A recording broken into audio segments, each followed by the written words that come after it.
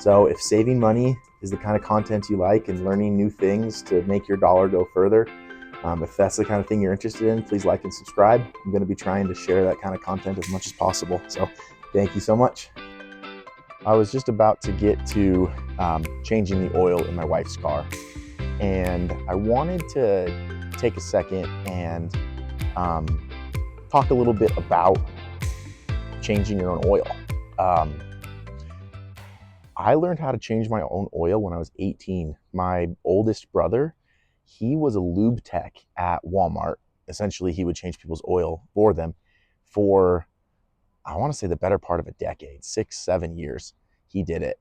And ever since then, he's only ever changed his own oil. And he taught me how to change my own oil right before I left for college for the first time.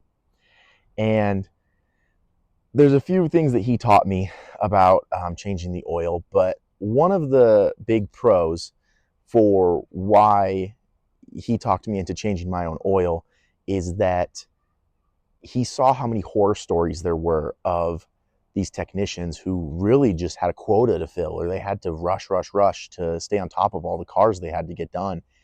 And he saw all the sketchy and irresponsible things that they would do to vehicles.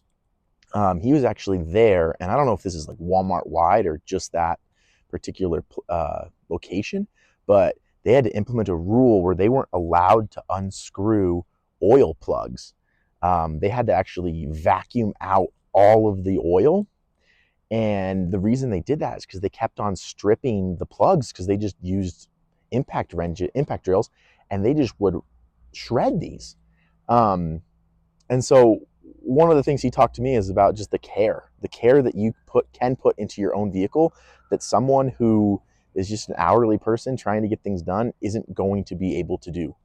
And so that's why I've been changing the oil in my cars for pretty much as long as I've owned my own cars. This is my Camry right here.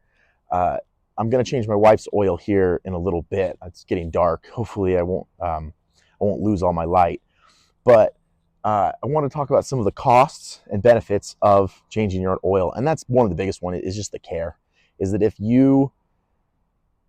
the life of your vehicle, if having that relationship with your automobile, of knowing that the work is being done by someone who cares about the vehicle, who has to drive it every day, then by all means, change your own oil, you know?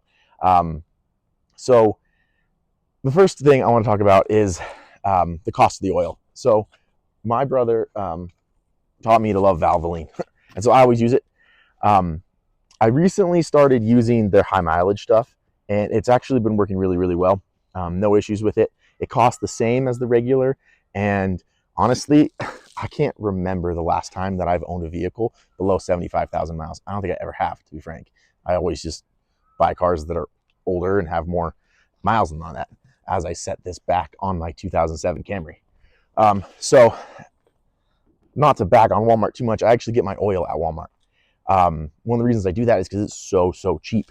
I've looked at that same product at Napa, and Napa, it runs like $12 more.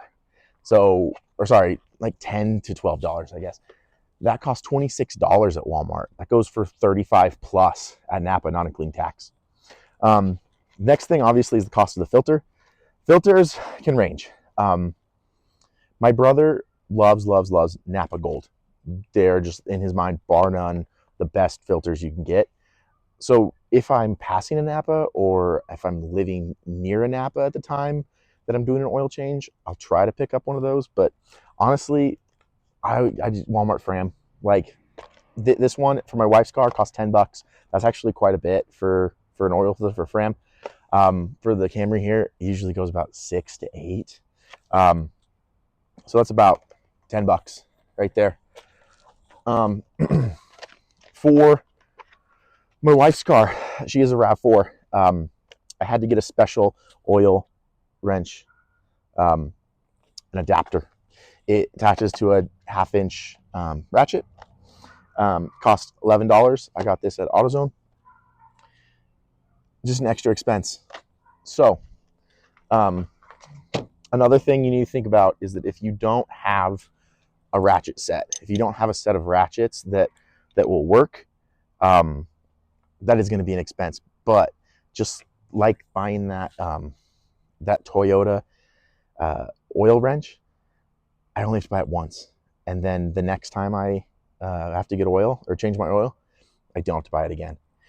So just as a point of reference, my wife used to take her RAV4 to the dealership to get it done, and she would buy sets of 3. She would buy 3 oil changes at a time, and it cost her $240 to get those 3, so it came out to be about $80 per oil change, and that was fully synthetic, and included everything, right? The new filter, all the oil, the labor, $80.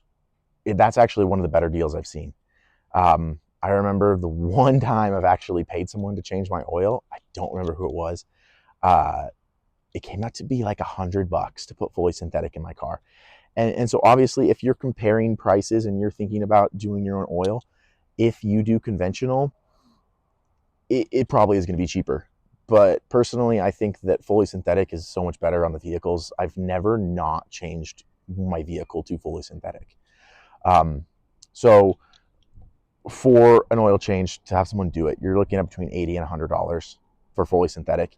For my wife's RAV4, which I'm about to do tonight, you're looking at $26 for the oil. And there's going to be a little bit left over. Her RAV4 takes 4.6, so we're going to have just about a half quart extra. Not a lot, but extra, right? So $26 plus 10, 36, and then the cost of this wrench was 11. So you're looking at, what is that, $47. $47, and then next time it's only going to be 36.